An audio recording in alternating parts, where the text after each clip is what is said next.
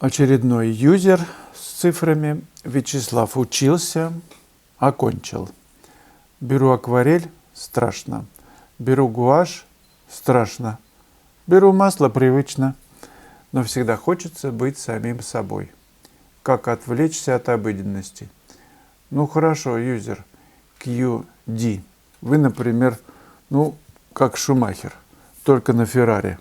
Он говорил, кстати, его фраза, цитата, что я бы выжимал больше из этой машины, но я вынужден считаться с ее возможностями. То есть не может акварель, например, то, что делает гуашь. Считаюсь с возможностями. Беру гуашь, не может гуашь делать как масло, тоже учитываю. А масло привычно. То есть на Феррари вам привычно. Сядете вы, я не знаю, на что? На Жигули или Запорожец.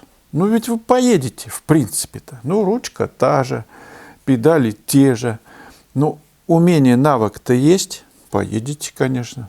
Конечно, не со скоростью 250 км в час, а 200.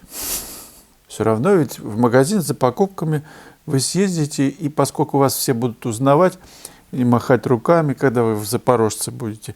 Кстати, один мне рассказывал, что он, когда я езжу в Запорожце, он так сконструирован, маленький, горбатый. То есть педали так, и говорит, здесь кресло подпирает тебе, что как будто бы ты все время, сейчас взлетишь. Все неудобно. И руки, и ноги, и так, в общем, в неудобной позиции сидишь. Но в любом случае вы из магазина покупки привезете. Навык есть. Навык важнее, чем шильдик на машине в данном случае. Вы любым материалом, художник, любым материалом можно нарисовать. Любым. Даже окурком, я уже 100 раз приводил пример. Репин окурком рисовал. Если видеть мотив пятнами, например, привычно, то чем писать? Без разницы. Просто будет другая живопись. Другим материалом. Другая живопись. Ничего. Лучше себя специально, провоцировать на другой материал, чтобы, понимаете, может получиться совершенно, у вас навык есть, все наработано, все, совершенно, поскольку профессионализм есть, другая картина, но высокого качества. Навык есть. И это расширяет ваши возможности, вы покажете себя с очередной, какой-то неожиданной стороны, очередной. В очередь все становятся, чтобы посмотреть вас с неожиданной стороны. Юзер QD. А вопрос-то был, как отвлечься от обыденности. Так и отвлечься, кстати. Берете разные материалы, новые сочетания делаете. Кисточками, не кисточками, а какими-нибудь, я не знаю, в строительный магазин сходите, какие-то штуки там купите, и имя попробуйте пописать. Для труб изоляции хорошо подходят. В общем, надо быть изобретательнее. И не бояться новых материалов, совсем не бояться. Юзер FB, нарисуйте, пожалуйста, портрет Ольги Бузовой. С какой-то, извините, перепугу стати мне это рисовать. Я рисую то, что хочу. Пока что желания такого у меня лично не возникало, а заказа от нее не поступало. Ирина Лебедева, ваше видение момента мне близко, мне приятно. Рада, что YouTube прислал мне ролик. Это как раз о том, что если вы подписаны на канал, то ролик присылается. Вы мимо него не пройдете, как мимо столба. Я один раз мальчиком был, с коньками шел с тренировки, и так загляделся на девочку. И прям впечатался, там дерево большое было, огромное дерево на стадионе. Очень сильно впечатался. То есть мимо дерева вы не пройдете, если даже заглядитесь. Так вот, если вы подписаны, ролики к вам будут поступать. Вообще, подписывайтесь на канал, это для меня важно, для развития канала. И лайки, комментарии, вопросы, ставьте вопросы, задавайте. И будем дружить, веселиться, как дети. Art is painting. Вячеслав, здравствуйте. Здрасте, Art is painting. Какой бы вы себе дали совет в молодости? Какой совет? Совет слушать себя. И что такое разобраться вообще? Побыстрее разобраться, что есть ты и как слушать себя, чтобы не делать ошибок. Но поскольку, как говорят мудрые люди, все предопределено, то есть мы не можем быстрее, например, на 10-ю ступеньку забежать, чем мы можем. То есть мы потихоньку, шаг за шагом, ступенька за ступенькой, набивая шишки, все, в общем, идем. Неизбежно то, что происходит с нами, неизбежно в связи с ростом сознания. Если его шарики неправильно, вот, шестеренки неправильно зацепляются, одна крутится быстрее, а другая там что-нибудь неправильно выщерблена какая-нибудь, она не крутится. Надо, чтобы все они совпадали. Тогда, конечно, быстро все происходит. Совет такой, что любить природу, любить себя в этом мире и относиться уверенно к тому, что ты занимаешь место в мире. Не слушать никого, а доверять своей интуиции, вот она никогда не обманет.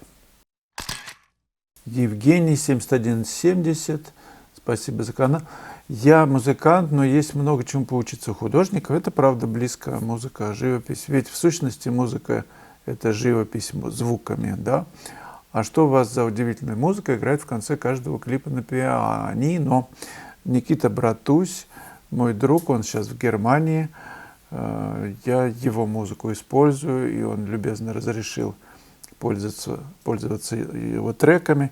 И даже вот этот трек, который в конце, я просил его написать что-нибудь специально для нашего канала.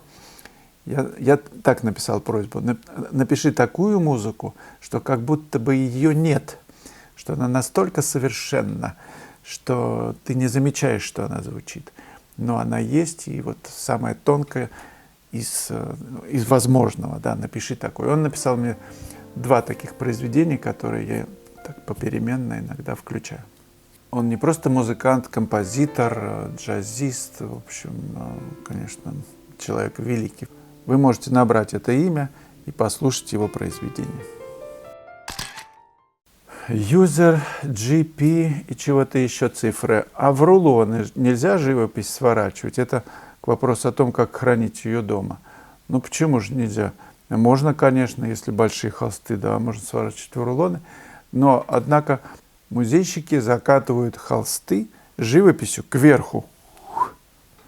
Так она лучше сохраняется и меньше деформируется. N-карт 3464. Какой растворитель вы используете?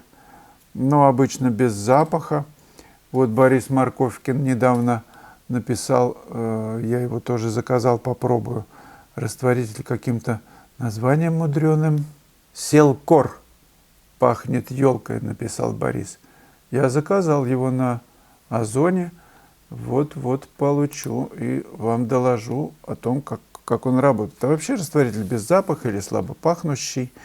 Но кисточки в нем мою, а на ночь кладу в такую ванночку с водой, и в которой насыпан еще порошок, то есть такая мыльная. И кисточки там хорошо сохраняются. Мне нравится такой подход. А утром вынимаю, салфеткой протер, и можно дальше работать. Ну так несколько дней могут лежать. Какое время года любите писать? Ой, ну больше всего люблю писать зимой, весной, осенью. Почему не лето, да, спросите вы? Потому что летом деревья, зелень, закрывают от тебя то, что зимой и весной еще открыто, ранней весной особенно. Когда цветение, конечно, волшебное. Цвета такие нежные, тонкие. А зимой почему интересно? Потому что снег дает новый диапазон звучания. Очень тонкие звучания теней на снегу и света на снегу. Если есть солнце, это, конечно, большая удача. Но даже без него, без солнца, много открытых пространств, нет же листьев на деревьях. Все открыто, дали видны, а мы же пишем пространство, появляется новый цвет, еще одно пятно, даже 2, тень и свет на снегу, снег фактически. И работать, конечно, со снегом очень интересные пейзажи, интересные решения возникают. 42-й урок я записывал на академические дачи имени Репина. Зимний мотив. «Мягкая зима» он называется. Писать зимой – это всегда удовольствие. Тем более, когда действительно легкий морозец. Ну, там градуса 3, 4, 5. И самая большая награда, когда солнечный день.